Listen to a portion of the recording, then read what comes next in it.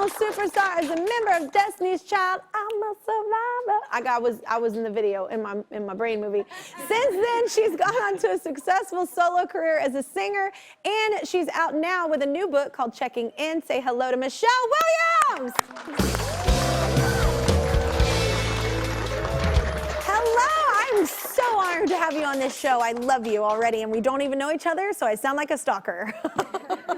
Stop it. I am so excited to be on your show. Congratulations. Thank you. I just love when I see my fellow peers in music transition on to other passions. So thank you for having me. Yeah, well, thank you so much. Well, and speaking of transition, you have a book out now. That's amazing.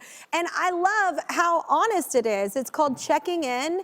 And I feel like a lot of people are going to relate to this, and I think it might help a lot of people get through a lot of their depression and anxiety. How did you feel comfortable enough to open up about that? Well, I'll back to about 2013. I was doing an interview, and it was so conversational, and I kind of just blurted it out that I had been dealing with depression for a long time, since about 7th grade.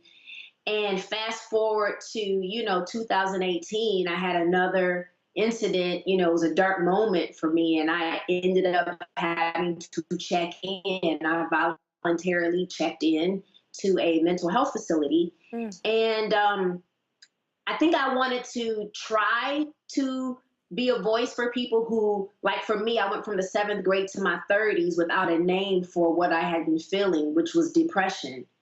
And to bring hope is really my ultimate goal. Well, in the book, you talk about checking in with others. So what does that mean with you? For me, as far as checking in with others, I have a very small circle. And so during this pandemic, we've learned to be more intentional and not take anything for granted. When we were told to lock down, I'm a homebody anyway, so it worked out for me. Yep. I love being home. Me too. I adore it. Yeah. But my heart goes out to people who thrive with, having to have human connection. But honey, it was a lot of, video, FaceTiming, phone calls, texting, just checking on each other more so than often. And I think my friendships were actually strengthened. That's great. I do think so too. I think, especially because a lot of us were, broken down jobs went away. It was kind of like we all kind of had, it was a lot of self-reflection, I think, a lot more than people thought was going to happen in 2020.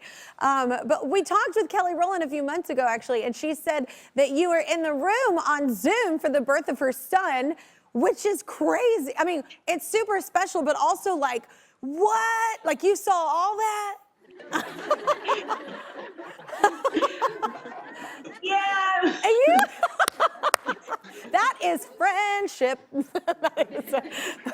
Listen, if I ever doubted my place in Kelly Rowland's life, getting the invitation to watch her giving birth put all doubt out the window. Oh my gosh, that it would scar me. Like, I'm glad I never saw that before I got pregnant. I would have never. It was beautiful, Kelly. You know what? Beautiful. Michelle, I'm so different. I'm so different. So what do you say when people ask you about like a Destiny's Child? I know people have to ask about it all the time, but I feel like y'all hang all the time. You're always together probably, but you just probably aren't doing music stuff all the time. That is correct. We're not doing music at the moment, but we're together more so than not. If it's together or just yesterday doing a FaceTime chat. I love the ladies. I'm here for singing together again. I think we do some of the dopest music and arrangements together. So we'll see. I'm always open to doing music again with Beyoncé and Kelly.